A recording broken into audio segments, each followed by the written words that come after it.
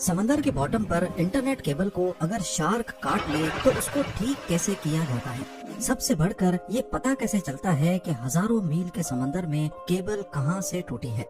इस वीडियो से लेकर पूरा यूट्यूब, टिकटॉक, इंस्टाग्राम और यहाँ तक के पूरा ग्लोबल टेक सिस्टम ही आजकल इंटरनेट के जरिए एक दूसरे से जुड़ा हुआ है और पूरे इंटरनेट का 99% ट्रैफिक समंदर के बॉटम पे मौजूद छुपी हुई केबल्स के सहारे गुजरता है।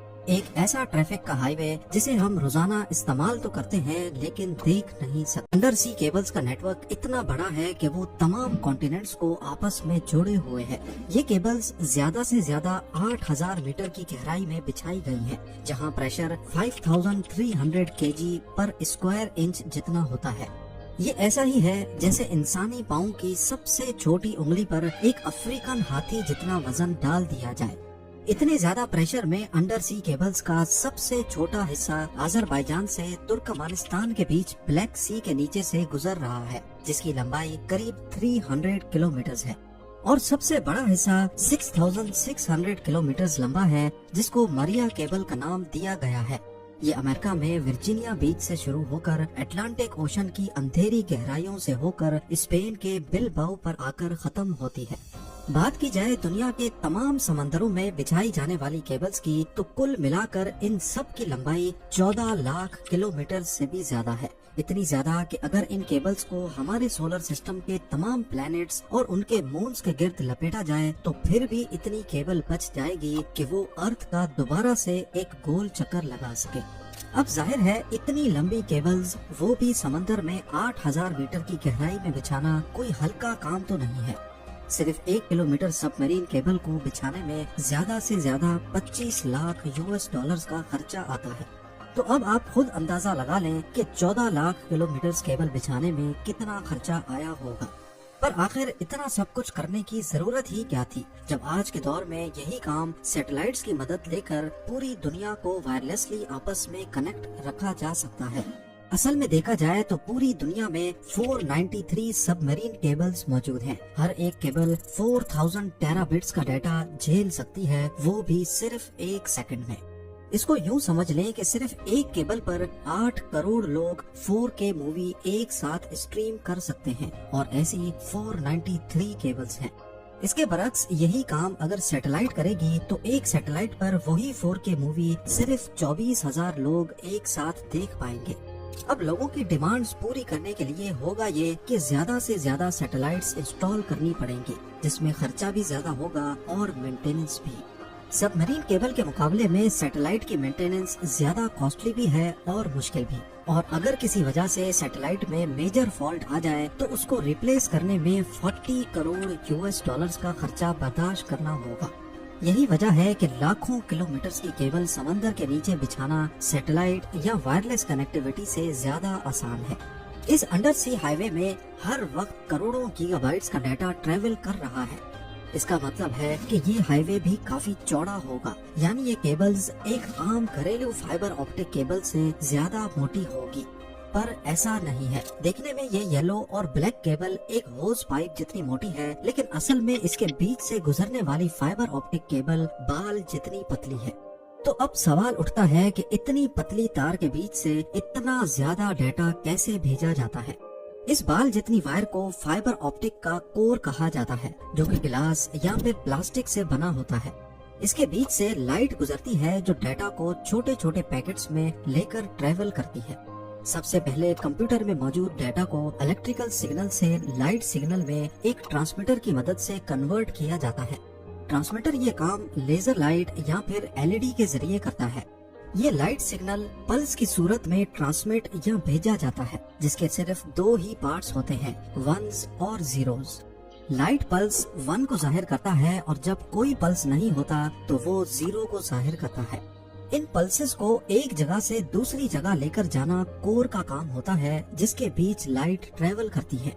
इस कोर के बाहर एक लेयर होती है जिसको क्लैडिंग कहते हैं, और ये लेयर लाइट को कोर से बाहर निकलने से रोकती है। अगर लाइट कोर से बाहर निकलने की कोशिश भी करेगी तो क्लैडिंग उसको वापस कोर के अंदर ही बाउंस बैक करवाता है। इस प्रोसेस को टोटल इंटरनल रिफ्लेक्शन कहा जाता है। अब ज्यादा फासले पर ये लाइट सिग्नल वीक हो जाता है, जिसके लिए हर 100 किलोमीटर के बाद एक रिपीटर लगाया जाता है जो लाइट सिग्नल को बूस्ट कर देता है। इसी पार्ट को पूरा करने के लिए कोर और क्लैडिंग के ऊपर कॉपर की एक लेयर चढ़ाई जाती है, जिसमें 10,000 वोल्ट्स का डीसी करंट भेजा जाता है। क्योंकि ओशन के बीच कोई पावर सोर्स तो होता नहीं, इसीलिए इन एम्पलीफायर्स को पावर देने के लिए कॉपर लेयर से गुजरने वाला करंट काम में लाया जाता है। फाइबर ऑप्टिक केबल एक से ज्यादा सिग्नल्स भी एक साथ ट्रांसमिट करने की सलाहियत रखती है। इस टेक्निक को वेवलेंथ डिवीजन मल्टीप्लेक्सिंग यानी WDM कहा जाता है। मुख्तलिफ कलर्स की लाइट को एक साथ फाइबर ऑप्टिक से गुजारा जाता है और हर एक कलर की लाइट में अलग अलग डाटा पैकेट्स होते हैं। जैसा कि आप जानते हैं कि speed of light 1079 million kilometres per hour होती है, यानी ये डाटा एक जगह से दूसरी जगह स्पीड ऑफ लाइट से पलक झपकते ही पहुंच जाता है। हजारों किलोमीटर दूर पहुंचने पर यह डाटा फोटो डायोड या फोटो डिटेक्टर की मदद से दोबारा इलेक्ट्रिकल सिग्नल में कन्वर्ट होता है और फिर कंप्यूटर या मोबाइल डिवाइस उसे दोबारा रिकंस्ट्रक्ट करके ग्राफिक्स या फिर किसी भी फॉर्म में ले आती है। कोर, क्लैडिंग और कॉपर लेयर के अलावा सबमरीन केबल के मोटे होने की वजह इसके ऊपर मौजूद 7 और लेयर्स भी हैं, जिनका काम केबल को पानी के एक्सट्रीम प्रेशर से बचाना होता है। लेकिन इसके बावजूद भी ये केबल अर्थक्वेक्स, शार्क अटैक्स और समंदर के अंदर ही वोल्केनिक एरप्शन से डैमेज हो जाती है।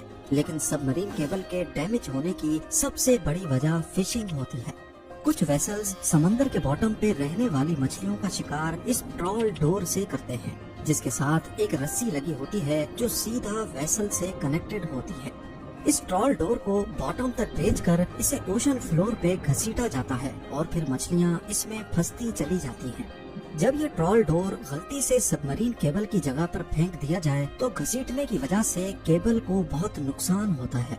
अब यहाँ आप सबके जहन में एक ही सवाल आ रहा होगा कि इतने वसी और बयाबान समंदर के बॉटम में अगर सबमरीन केबल डैमेज हो जाए तो फिर इनको ठीक कैसे किया जाता है।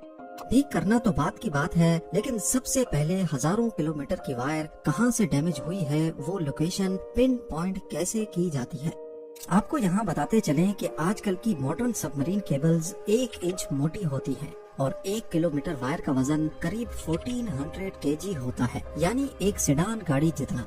समंदर में इंस्टॉलेशन के लिए ऐसी हजारों किलोमीटर वायर वन पीस में समंदर के बॉटम पे स्पेशल शिप्स की मदद से इंस्टॉल की जाती है। पूरी रिसर्च के बाद जब एक खास एरिया चुना जाता है तो वायर के बड़े बड़े रोल्स शिप में लाद कर उस लोकेशन पर लाए जाते हैं और एक स्पेशल रोबोटिक मशीन जो समंदर के फ्लोर पे चलने की सलाहियत रखती है, उसको इस्तेमाल करके 1 मीटर तक फ्लोर खोदा जाता है और साथ साथ उसमें केबल बिछाई जाती है। ये काफी आहिस्ता चलने वाला काम होता है, जिसे बड़ी एहतियात से करना बहुत जरूरी है। एक अंदाजे के मुताबिक यूएस और यूरोप के बीच बिछाई जाने वाली 6600 किलोमीटर की वायर को इंस्टॉल करने में करीब 2 साल का वक्त लगा था। जब एक वेसल में रखी वायर खत्म हो जाए तो केबल से भरी दूसरी वेसल मंगाई जाती है और पहली वायर का कोना नई वायर के साथ कनेक्ट करके बिछाने का काम आगे बढ़ाया जाता है। इस पूरे काम में सबसे बड़ी रुकावट मौसम पैदा करता है। अटलांटिक ओशन में साल के 365 दिन तेज हवाओं का सिलसिला मौजूद होता है और ये हवाएं कब समंदरी तूफान की शक्ल इख्तियार कर लें, इनको कोई भी नहीं रोक सकता।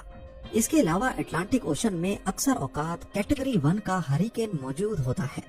इस वक्त भी जब मैं वीडियो के लिए रिसर्च कर रहा हूँ तो अटलांटिक ओशन में कैटेगरी 1 का हरिकेन मौजूद है, जो फोरकास्ट के हिसाब से 23 अगस्त को आयरलैंड के साहिल पे पहुँचेगा। हरिकेन्स या तेज तूफान की वजह से कई दिन तक इंस्टॉलेशन का काम वहीं पॉज कर दिया जाता है जब तक मौसम क्लियर ना हो।